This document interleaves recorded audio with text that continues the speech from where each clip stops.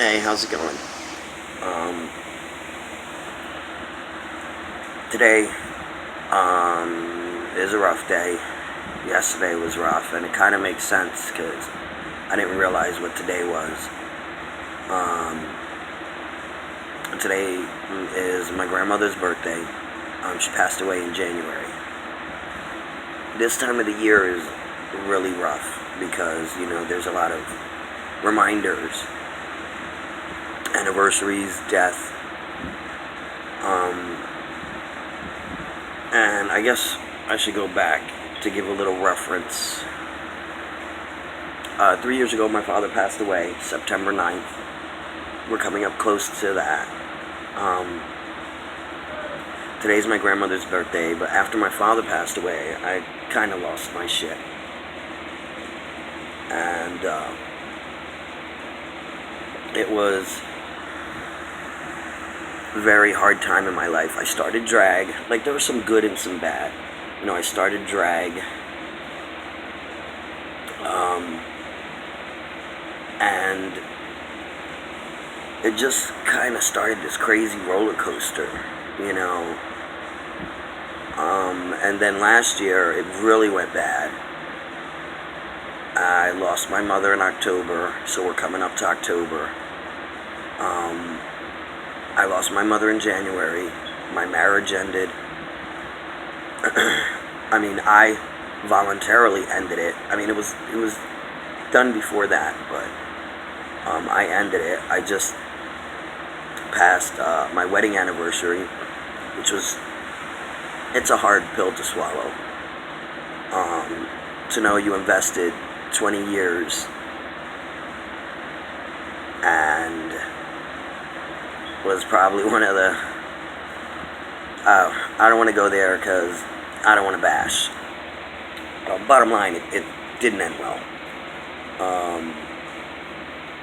And just seeing the memories pop up on Facebook have been a little overwhelming.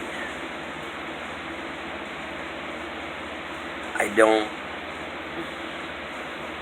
like one who likes to be negative or anything, but I do believe in the process of sadness and mourning. And it doesn't matter what happened, the ending of a friendship, the ending of a relationship, a death. You got to give yourself time to mourn and time to process. And, seeing, I just reposted the birthday video and seeing the memory, it was pretty hard. The good thing is that the things that did end badly, they still pop up in my news feed, and I can't erase them, but I can delete them, if that makes any sense. Because some things I don't want to be reminded of and don't need to be reminded of, and I'm realizing I'm at a place where I just want to let go of, because I can't take that time back. I can't stop the deaths. They already happened. I can't change it. But I can adjust it and continue to process. I remember when my daughter was younger, she had a bad breakup, and I told her, give yourself a year. Give yourself a year to process it, because it's like a death. And I want to be one who follows my own advice. Not only just did all those bad things, but like a lot of bad dating happened, which puts me like on a defense. I have major trust issues now because of it, because of all these, all these things that have happened. And, my birthday coming up, I was so excited before, but now I'm not so excited, because I realize And like I said, I'm not trying to be negative, but it humbles me and makes me realize my time is short. With all these deaths and endings, they're reminding me my time is short. And yeah, anything could happen. I can, die tomorrow. But when you look at your mortality and realize maybe you have 10, 20, 30 years, average lifespan is about 78, I think it is. I've dated people younger than that, 28 years. And looking at that, realizing if that's all I got, what am I going to do with it? Am I going to continue in the path I've been going? Or have gone? Am I going to keep repeating history with bad relationships or just bad decisions? And it's scary.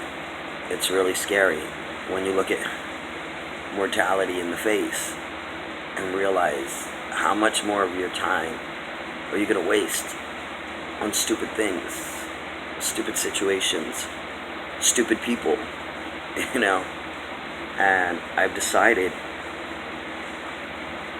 been decided it, but I guess I just want to share, you don't have to waste any more of your time. You don't have to keep repeating the same patterns. And I guess I just want to learn from all those mistakes and learn from the legacies these amazing people, my father, my mother, my grandmother, have left behind. My grandmother was a Spitfire. We didn't know if she was 100 or 110, She was 4'10", tiny, but full of life and energy, and always in her garden. My mother was always cracking jokes, and don't get me wrong, my mother was a character, but her energy, her compassion, her affection, my father's firmness and his strength and his common sense.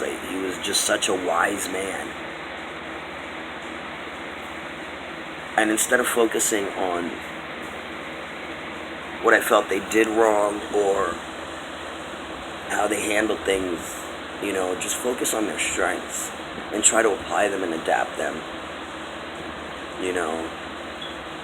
And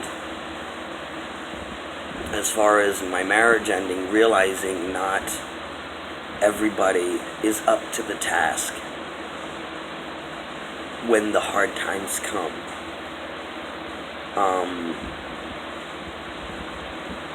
When you endure so much for such a long time, and then finally comes your turn where you have needs or you feel you're falling apart, it doesn't matter to them what you did for them.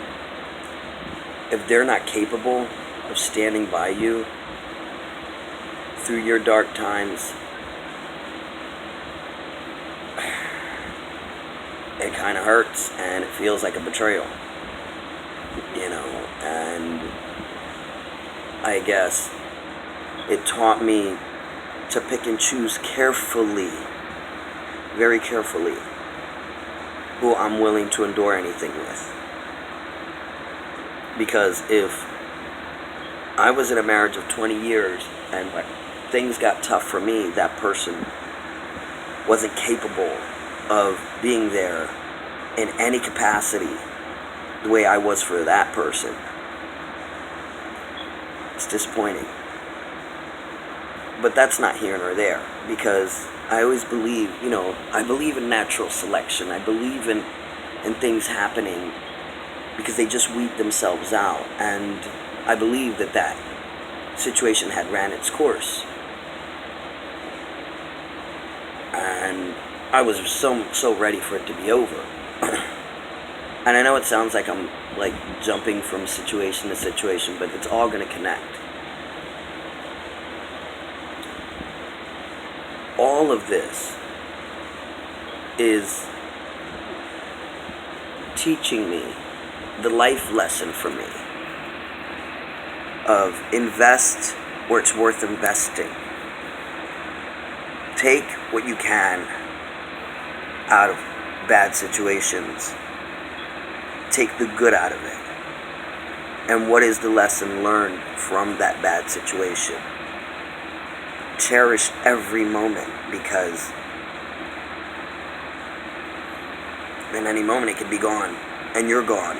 I'm sorry, I don't believe in heaven or hell or God or afterlife. This is it. And if you do believe in that, great, because if that's what gets you through the day, go for it. But I don't. And this is it for me. And it's time to